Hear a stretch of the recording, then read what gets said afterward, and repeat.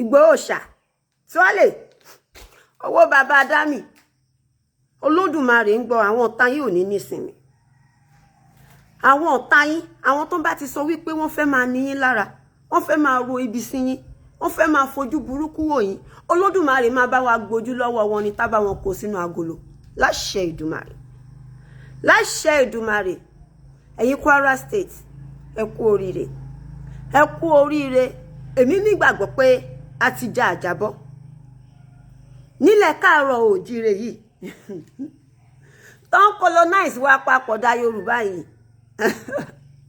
a ti já àjàbọ́ ìfẹ́ ló ṣe pàtàkì ìfẹ́ ló ṣe kókó pẹ̀lú ìfọwọ́sowọ́pọ̀ gbogbo nǹkan tó lóye Sunday Igboho ń ṣe yìí àkọ́kọ́ náà ẹ̀yin tẹ́ ẹ̀ ń mẹ́sẹ̀jì mi tẹ́ ẹ̀ pe ara yín ní fans mi tẹ́ ẹ̀ ń sọ fún mi wípé ṣé ó dáa kí Igboho ṣàmáyà lọ́dọ̀ Álímì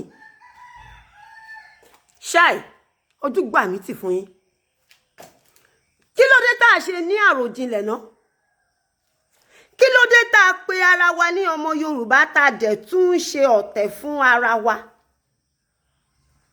ẹ rí pé ọ̀rọ̀ yẹn ò mọ́pọlọ wá èèyàn bíi 10 20 ló ti ṣe fídíò ló sọ statement kan rí but mo rí wípé àwọn èèyàn ò mọ̀ pé statement yẹn tóbi àwọn èèyàn ò mọ̀ pé statement yẹn ṣe dìmú ṣùgbọ́n àkákún kódà àwọn bloggers gan mi bìlífù pé wọ́n ṣe fídíò lé orí statement yẹn rí bóyá ẹ̀rù dẹ̀ ń bà wọ́n náà ṣe lè ṣe fídíò lé orí statement yẹn àwọn Fúlàní tó bá ti jáde wá tó bá jáde wá ṣe fídíò tó ń interview wọn wọ́n á ní kò sí Fúlàní kan tó lè wọ ìlú kan tí àwọn ọba ibẹ̀ ọ̀ olórí Fúlàní ibẹ̀ ò ní mọ̀ àbí which means pé kò sí Fúlàní tó lè wọ agbègbè Ìlọrin tó lè wọ Ìlọrin gan tí ò ní lọ kí Ṣéhù Ìlọrin ẹ̀ẹ̀mẹ́yẹ ìlú tó ti dahoro ní Kwara State ilẹ̀ Yorùbá ló ń dahoro kì í ṣe ìlú àwọn Núpẹ́ kì í ṣe ìlú àwọn Ìbàrìbà kì í ṣe tọ̀dọ̀ àwọn Fúlàní ó ṣe wá jẹ́ àwọn Fúlàní terrorist náà ń dalẹ̀ Yorùbá láàmú ṣé bàbá wa Ṣéhù torí àgbàlagbà ni wọ́n mo ní láti fún wọn ní respect yẹn ṣùgbọ́n mo kàn fẹ́ béèrè àwọn ìbéèrè kan lọ́wọ́ wọn ni bàbá Ṣéhù ṣé wọ́n gbọ́ wípé odidi ìlú 2 3 4 dahoro ní Kwara State lọ́wọ́ àwọn Fúlàní mo gbàgbọ́ wípé tí Ṣéhù bá pàṣẹ pé àwọn fẹ́ rí gbogbo Fúlàní tó wà ní agbègbè Kwara State wọ́n á dé Ìlọrin mo gbàgbọ́ wípé tí Ṣéhù bá sọ fún wọn wípé àwọn ò fẹ́ gbọ́ pé wọ́n tún lọ ń pa àwọn èèyàn ilé èèyàn láwọn terrorist mo gbàgbọ́ pa dáwọ́ dúró kí ló dé tán ṣe lè ṣe yẹn fún wa kí ló dé tán ṣe lè lọ jẹ ìlú àwọn Fúlàní run ní Ìlọrin tó ṣe jẹ́ pé ọ̀dọ̀ tiwa no face ìbéèrè ni o mo dẹ̀ mọ̀ pé àwọn èèyàn olórí burúkú kan ṣì bọ̀ ẹ ṣì bọ̀ lórí péjì mi ẹ ṣì ń bọ̀ wá ṣe ìpè mi gan wà lè fún yín bámbàm torí ọmọ àti ronú yín ẹ̀ nírònú òun ni mo ṣe ń pariwo pé ọmọ àlè pọ̀ ní Kwara ṣùgbọ́n a dúpẹ́ f'Olódùmarè pé àwọn ọmọ ọkọ tó ń jẹ́ ẹ̀jẹ̀ Yorùbá tó ń jẹ́ ọmọ ọkọ tó ń mọ ibi tán ti wá tó ń mọ orísun wọn wọ́n dìde wọ́n ṣùrùgbò Sunday Igboho òòṣà a dúpẹ́ f'Olódùmarè ẹ ṣẹ́gun ojú òní tíyìn ṣé wọ́n ṣe ń gbé wa pa lẹ́yọ kọ̀ọ̀kan ṣóun ló dání ṣé Sunday Igboho tó ń jà ṣé torí ti Sunday Igboho ni Sunday Igboho ṣe ń jà ṣé torí ọmọ Sunday Igboho ni Sunday Igboho ṣe ń jà àbí torí àwa tálákà tá àti ìjẹun tá àti ìyó àìmọye èèyàn míì ọṣẹ tí bandit ti dá sí lára 100 million kò lè resolve ẹ̀ mọ́ láyé kò sírú owó tó lè gbé fún tó lè dára ẹ̀ padà sípò kí là ń sọ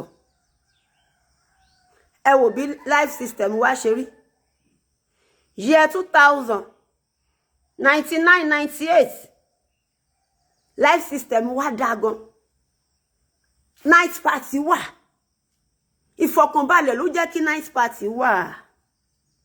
Ìgbà tó kàn balẹ̀ mọ́ báyìí ṣéyàn tún lè ṣe night party. Ṣáwọn Christian gan ṣé wọ́n tún lè ṣe night vigil. Even gan èèyàn tó ń travel lálẹ́ gan ṣó tún lè rìn pẹ̀lú peace of mind. Ṣùgbọ́n ẹwà tìgbà tí Sunday Igboho ṣá ti jáde. Ẹ rí pé kidnappers ó dínkù, ẹ rí pé wọ́n kọ́ wá mọ́ báṣọ torí ẹni tó lódùmarè fi rán ó yàtọ̀ sáwọn tó ń fẹnu já wáyà.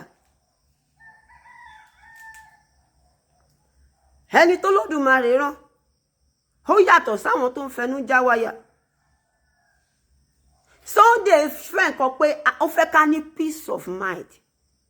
Téèyàn tí ò bá sí peace of mind gan tó bá ń jẹun oúnjẹ yẹn ò lè jáde kò lè yọ lára. Tí ò bá sí peace of mind kò sí nǹkan tó lè máa ṣe táyé lè mọ̀ pé wọ́n ń ṣe. Ẹ wo gbogbo àwọn ìlú yẹn wọ́n ti dàrú. Àwọn ìlú tó jẹ́ pé tó tún yàtọ̀ sí village.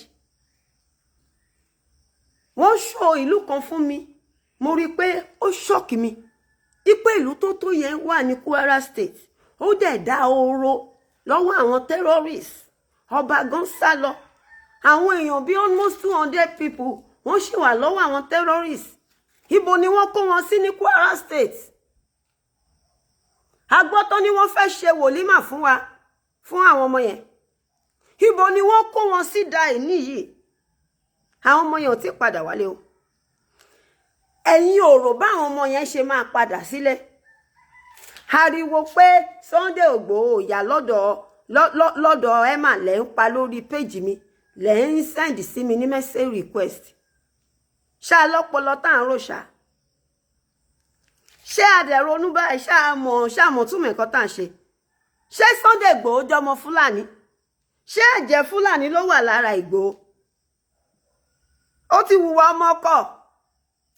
Gbogbo àwọn aládéládé tó wà ní agbègbè Ìlọrin pápátá ni Sunday Igboho yà kí. Kí lẹ ti fẹ́ kó ṣe? Torí pé ó fẹ́ wá lọ́ǹṣì ìrọ̀ ẹkùn kó wá lọ gbàṣẹ lọ́wọ́ Ṣéhù. Ṣé Ṣéhù ló gbéṣẹ́ fún? No, ìbéèrè. Ṣé Ṣéhù ló gbéṣẹ́ fún? Ṣé bí Kwara State ṣe rí yẹn ṣé ó hùwà? Ṣé ó yẹ kó rí bẹ́ẹ̀? Ní gbogbo state tó sì jẹ́ state ilẹ̀ Yorùbá yìí Kwara State ló wọ́ọ̀sì jù lọ́wọ́ kidnappers. Ṣé ẹ̀yin gan tá bá ń wò ṣé ẹ rí mọ̀ pé ó gbà fúnra sí? Ṣé ó yẹ kó rí bẹ́ẹ̀? Ẹ wá ń sọ wípé kò yà lọ́dọ̀ Ṣéhù. Nǹkan tẹ́ máa ṣe ẹ lọ sí géètì ilé ẹ̀. Ẹ lọ protest ńbẹ̀ ọ̀ọ́kẹ́ fokùn wọ. Kẹ́ni kó lọ dàbálẹ̀ fún Ṣéhù. Ẹ má wá gbé nọ́sẹ̀nsì òṣì bá mi ní online. Ẹ má gbé rádaràda. Tẹ́ bá lẹ̀ jẹ́ fáǹsì mi ẹ jẹ́ fáǹsì mi pẹ̀lú òótọ́. Ẹ má gbé rádaràda wá. Wọ́n ìwọ̀n tó bá nílò oògùn ọ̀sán, oògùn rheumatism, oògùn diabetes, ìwọ kọ mẹ́sẹ̀jì mi oògùn kidney, oògùn fibroid, oògùn rheumatism, ẹ kọ mẹ́sẹ̀jì mi ẹ jẹ́ kí n mọ̀, oògùn ojú, oògùn glaucoma, ẹ jẹ́ kí n mọ̀. Onídàáyẹ̀wò ẹ jẹ́ kí n mọ̀. Ó bóyá o fẹ́ ra mọ́tò, àwọn mọ́tò tán kó wá láti overseas, free accident, lóríṣiríṣi model, ẹ kàn jẹ́ kí n mọ̀ pẹ̀lú owó tí ò dẹ̀ wọ́n púpọ̀. Bóyá ẹ fẹ́ ra granite, ẹ fẹ́ ra òkúta, ẹ fẹ́ ra ilẹ̀, ẹ kàn jẹ́ kí n mọ̀, ẹ message mi. Bóyá ẹ need àwọn iná tán kó wá láti abroad, àwọn iná tó wà fashionized lóríṣiríṣi, ẹ message mi. Bóyá ìwọ tó dẹ̀ tún fẹ́ ra bóyá ìwọ tó fẹ́ ra kíní tó fi ṣe pure water, engine pure water ni, engine bottle water ni, or anything tó bá ọ̀rọ̀ àwọn omi lọ lóríṣiríṣi, ẹ kàn message mi. Ẹ ṣé gan-an, ó dàbọ̀.